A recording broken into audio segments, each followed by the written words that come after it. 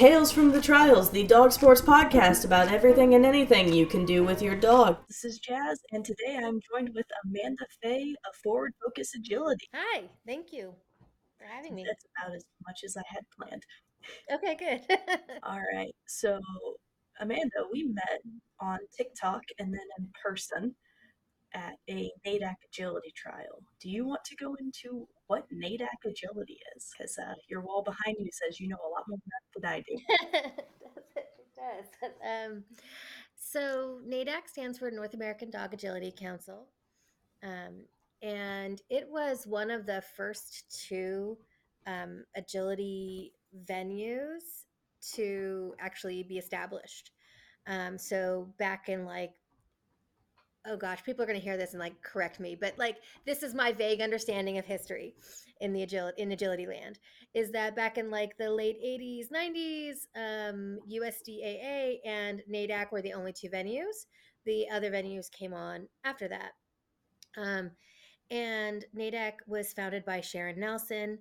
And over the years, the focus on NADAC has been on the dog's longevity and welfare, as well as course style and handling style. It's been with a bit more of a focus on distance handling. And I say that a bit more of a focus because you can do a little bit of distance, because to get certain titles, you have to do distance challenges. Or in my case, you can do a lot of distance and work on other titles that are distance related.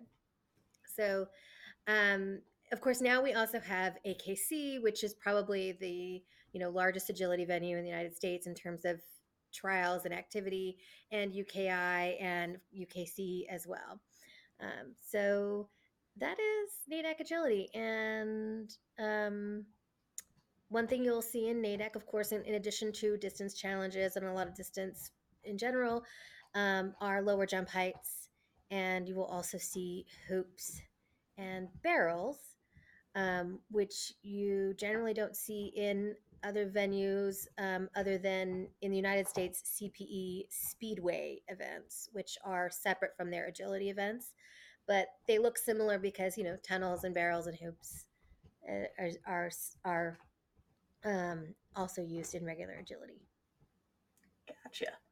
So, how did you get started in all this? What is your tale? My tale is what is my tale?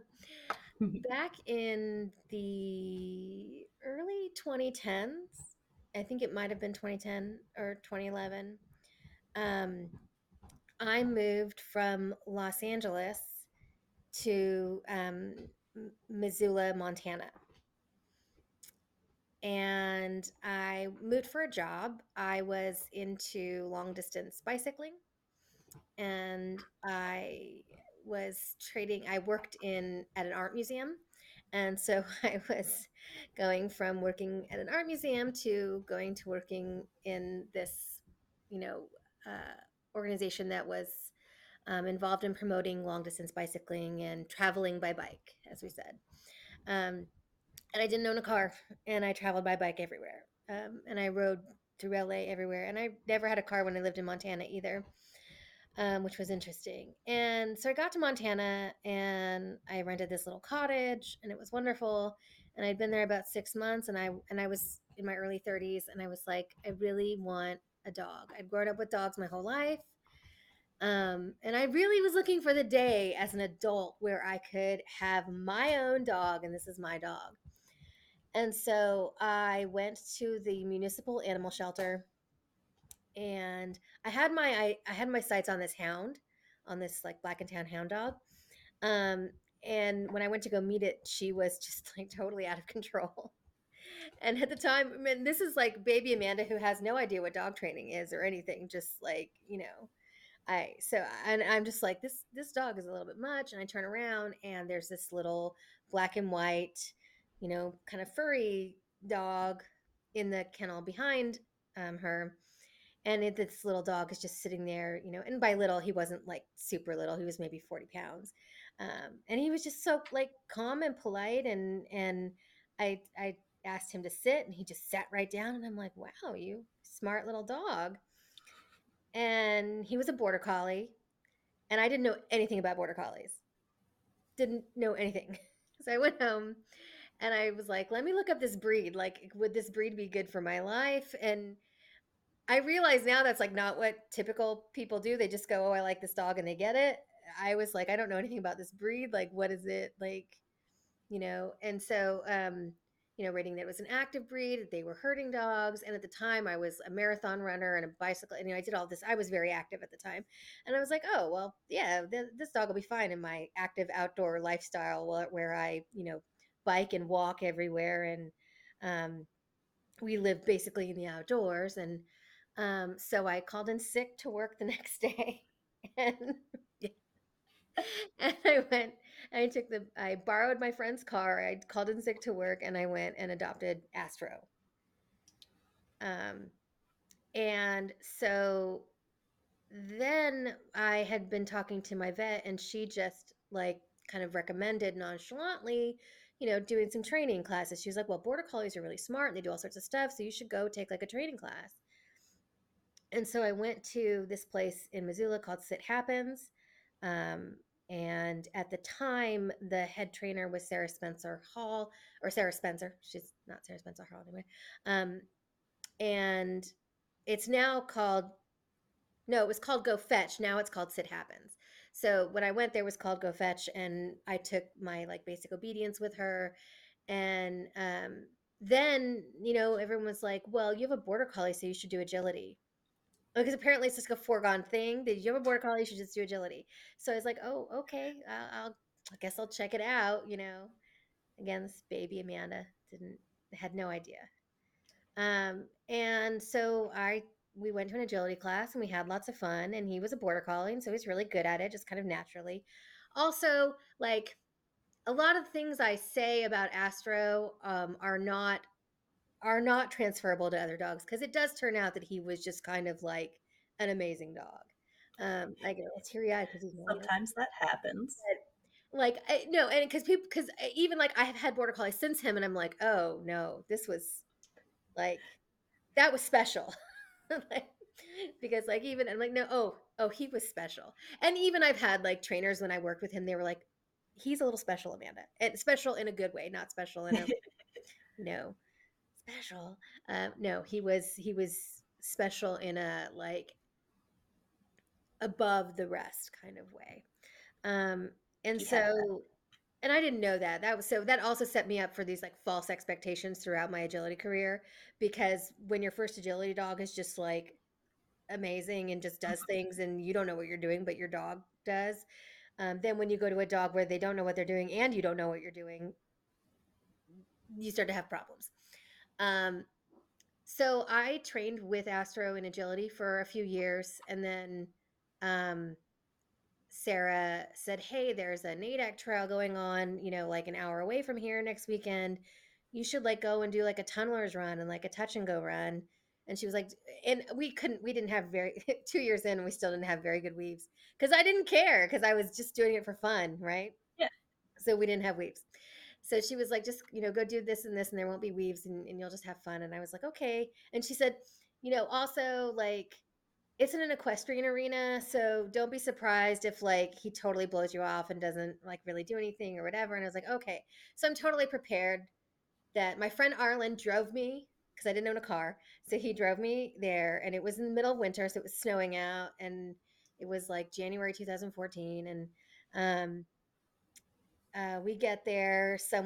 I walk in the door, and I do as my instructor said, just go find someone who looks like they know what they're doing and tell them you're new and you don't know anything. And I said, okay, which is being, neurodivergent and literal, exactly what I did. I walked in and I said, hey, I've never done this before. My instructor said I should come. And she like, here's my registration that she helped me fill out. And so they're like, oh, great. And, Oh, I love so, that. I'd never like really walked a course before. And I was so like, I was incredibly nervous. I was like, oh my God, this is really scary. Um, but so they wrote my name in on the board. I'm making this story way too long. I'm sorry. That Um, it's a podcast. If you don't talk, we have no content. okay. They wrote my name in the board as they do, and I went up and actually Chris Nelson, who is the head of NADAC now. Uh, okay, we have a visitor. Was Yes. the judge, and so I put him on the start line and fully expecting like nothing to happen, and we queued, and he was like, it was funny. I'd never seen him. He was a border collie. He was always intense. He could stare. He had the eyes, but I'd never seen like game face in a Mm. dog. And like I didn't have a huge lead out. I just had like 15 feet or so, and so I back away and I look at him, and I'm just like, and he's boom, just like, and I'm like, oh wow, that's new.